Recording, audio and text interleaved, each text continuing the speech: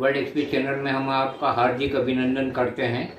आज एक बहुत चर्चित फिल्म पर चर्चा करने जा रहे हैं हम प्रोफेसर उदय जैन जी से, जो कि वर्ल्ड एक्सप्रेस चैनल के संरक्षक भी हैं और हम आपको अपना संरक्षक मानते हैं और काफ़ी अच्छे विचारक हैं। प्रोफेसर उदय जैन जी, आपका स्वागत है। नमस्कार सर। नमस्कार। तो एक बहुचर्चित फिल्म पर हम आपके विचार जानना चाहेंगे और वो बहुचर्चित फिल्म है कश्मीर फाइल्स। इस पर आपकी क्या प्रतिक्रिया रहेगी सर? कश्मीर फाइल्स जम्मू कश्मीर में पंडित समुदाय के प्रति, हिंदू समुदाय के प्रति जो 90 के दशक में उनके प्रति अन्याय हुआ, उनके प्रति अत्याचार हुआ, उनके प्रति उन्हें वहाँ से पलायन करने के लिए मजबूर किया गया, उनके प्रति जो विभत्सता अपनाई गई, उसका जीता जागता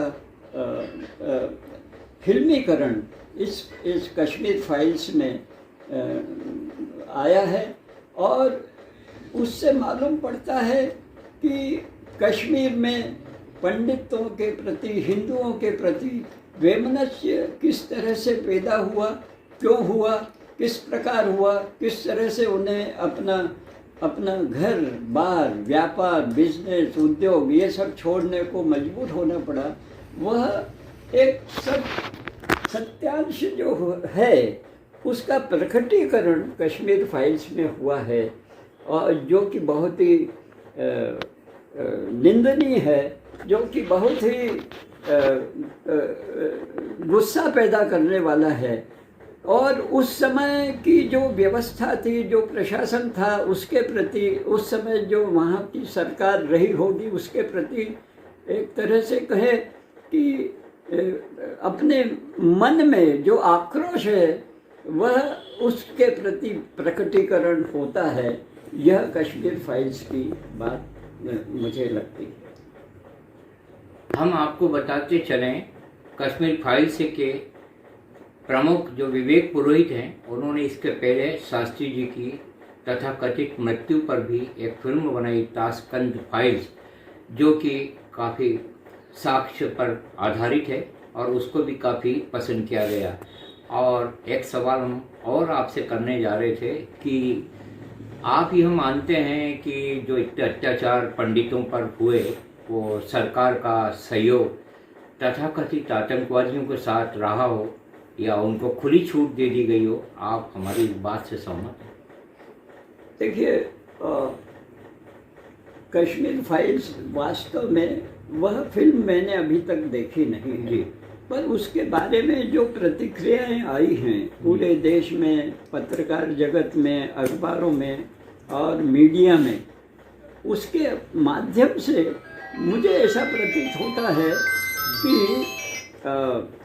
एक सोची समझी साजिश के अंतर्गत कश्मीर के पंडितों को वहाँ जीवन बिताना उनके लिए दूभर हो गया था।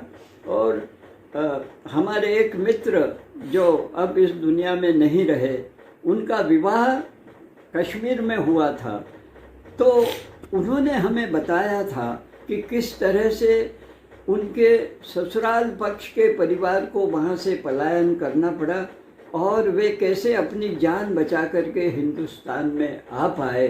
तो उनका बड़ा दर्दनाक वाक़या उनके साथ हुआ। उन्हें अपना बिजनेस जो शायद कपड़े का था वह छोड़ करके रातों रात आना पड़ा, और जिस मकान में वो रहते थे वह मकान भी छोड़ करके उन्हें आना पड़ा।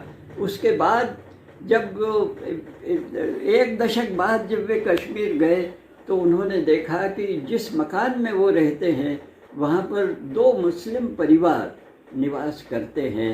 तो इस तरह से उन्हें अपनी जड़ों से समाप्त करने की वहाँ पर कोशिश हुई है।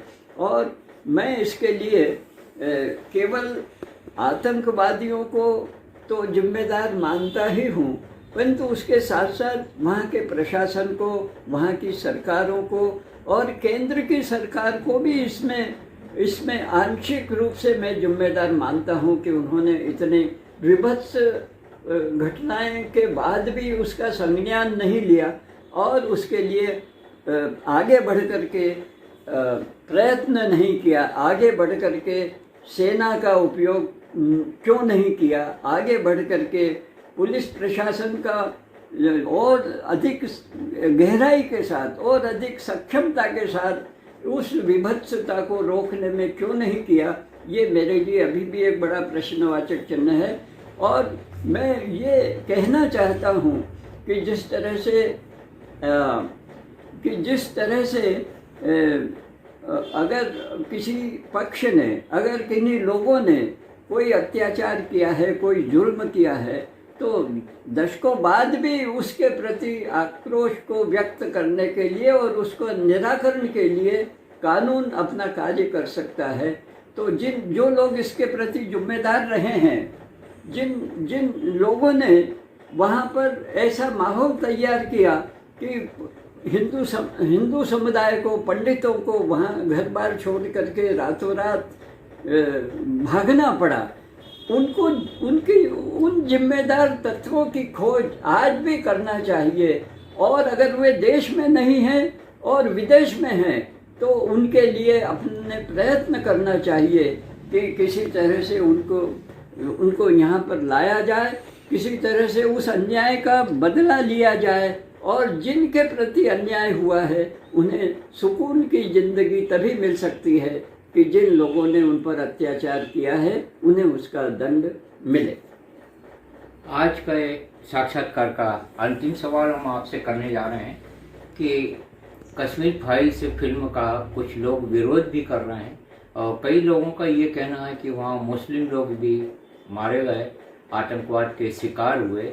इस पर आपकी क्या प्रतिक्रिया रहेगी? सिर्फ पंडितों पर यह फिल्म बनाई जाना, आप किस एंगल से इसको देखते हैं?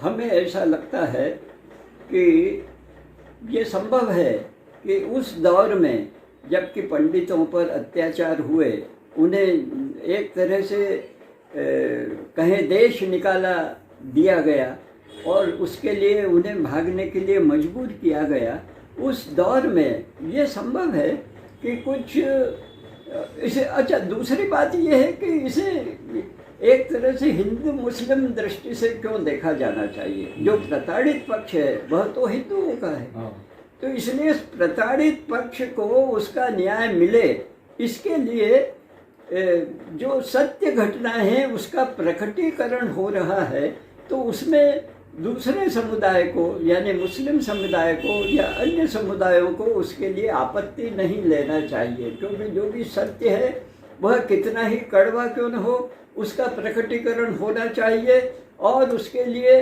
सरकारों ने सहयोग करना चाहिए। मैं तो ये भी कहता हूँ कि केवल कश्मीर फाइल्स ही क्यों, अन्य घटनाओं के प्रति जो अन्याय किसी पक्ष के प्रति हुआ हो उसका भी प्रकटीकरण होना चाहिए।